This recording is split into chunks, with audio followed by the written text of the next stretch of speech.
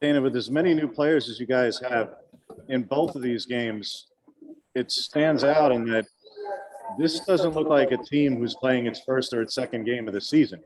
And it's not, I don't think, just because these are some veteran players. This group has come together from an on-court chemistry standpoint pretty quickly. And what is your assessment of just the general execution of things in two games? Well, I think that's the advantage of having experienced guards, you know, that can kind of get everybody in the right spot.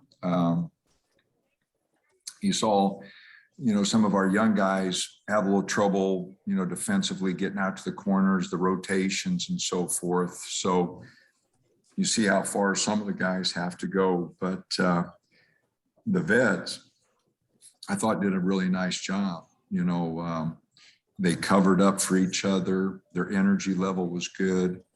You know, the start of the game, you know, we popped them pretty good there early. If we'd hit some free throws, you know, we'd have jumped on them really good, you know, and I was bragging about our free throw shooting last game. And we went 19 for 21 and now we go 11 for 21. So I don't know. I do like the guys, you know, Will and Eric, you know, their experience, and then, you know, the other experienced guys. Rivaldo's given us some good minutes.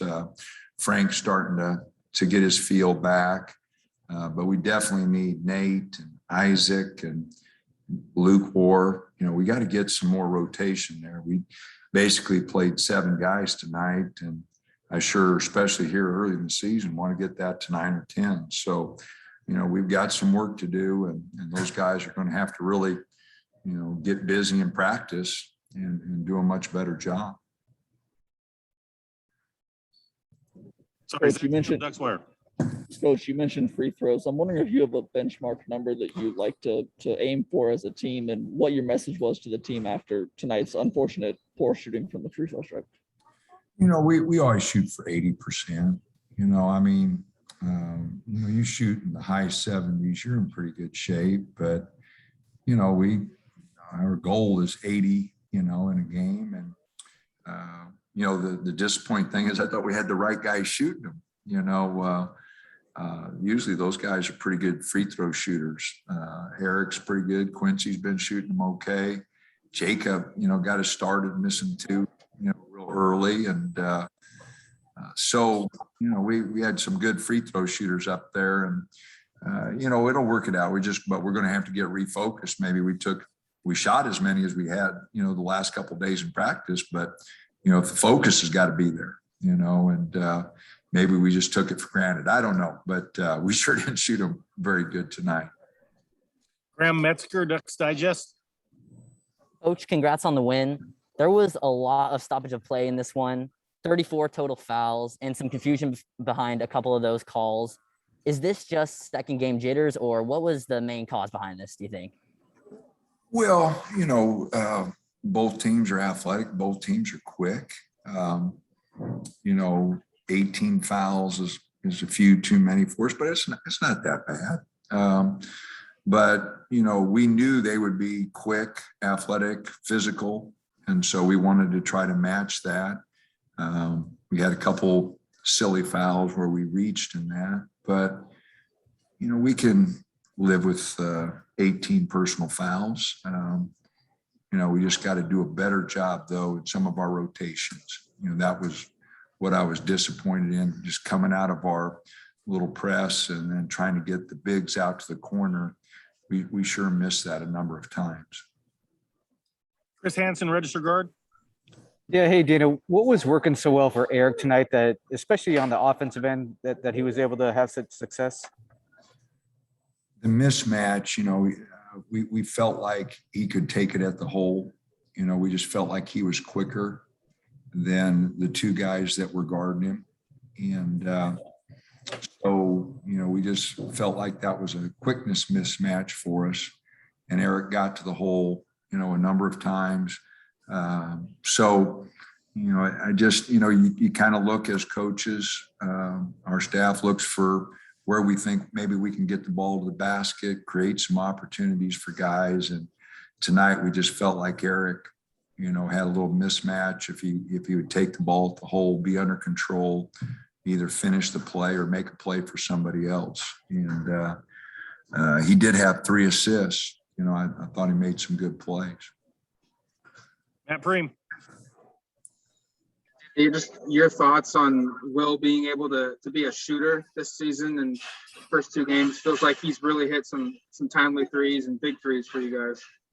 Absolutely. You know, Will's a good shooter. When Peyton was here making shots for him, I believe he led the conference his sophomore year, shooting threes of 45%, which is outstanding. I think he shot close to 40, if not 40 last year. He's a good shooter and he works at it, Matt. He's in the gym all the time shooting. He stays after practice every day shooting. There is no magic wand to being a great shooter. You got to put the time in. And he's really putting the time in, and he's got a good stroke, good release, high release. So 4 for 5 tonight. I don't think we'll get that every night, but, you know, he shot it well tonight.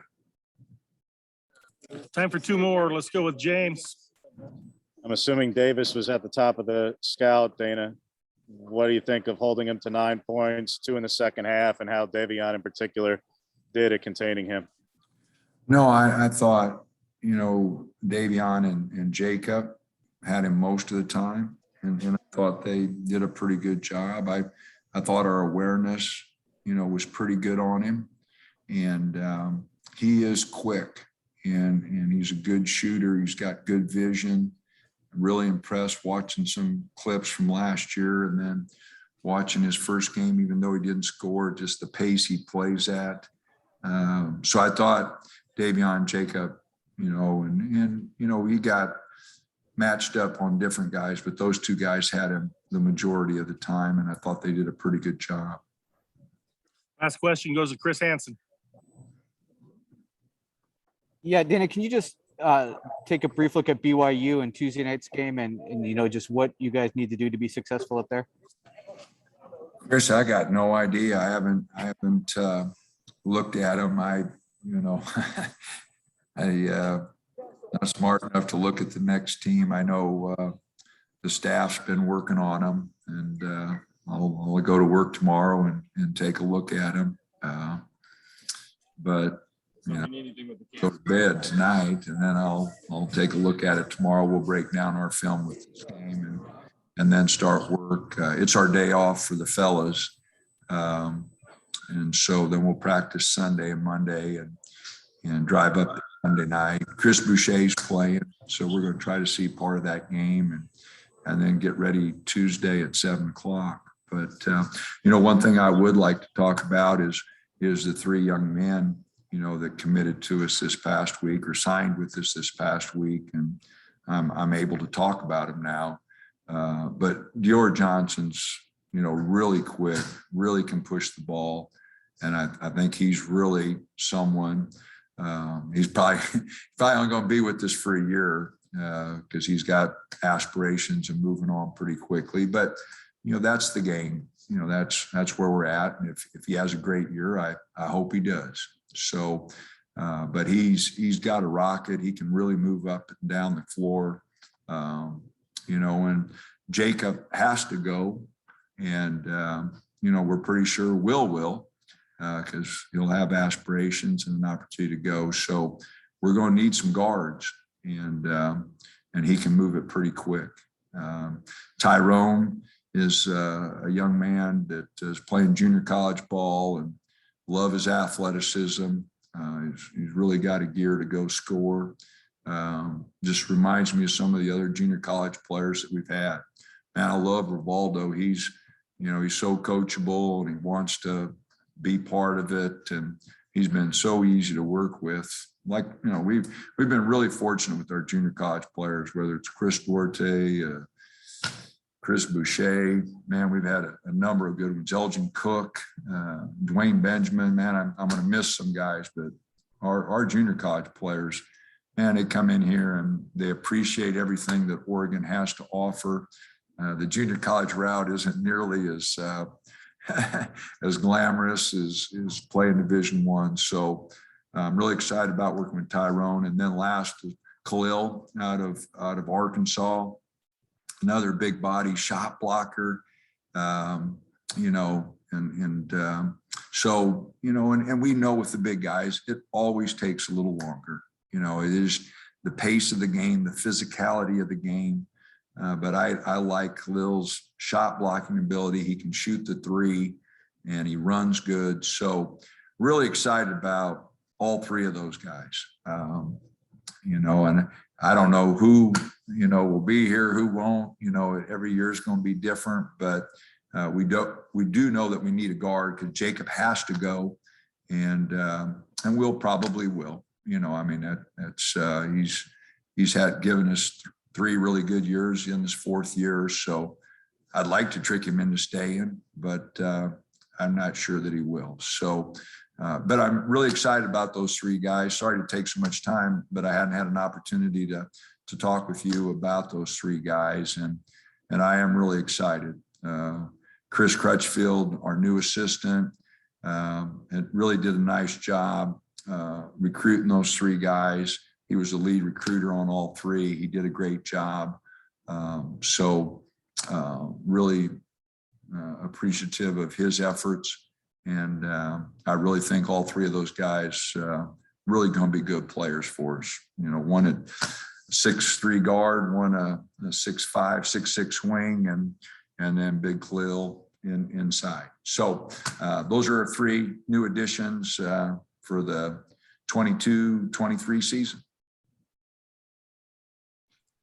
Thanks, Coach. Appreciate your time. Congrats on the win tonight. All righty. Thank you.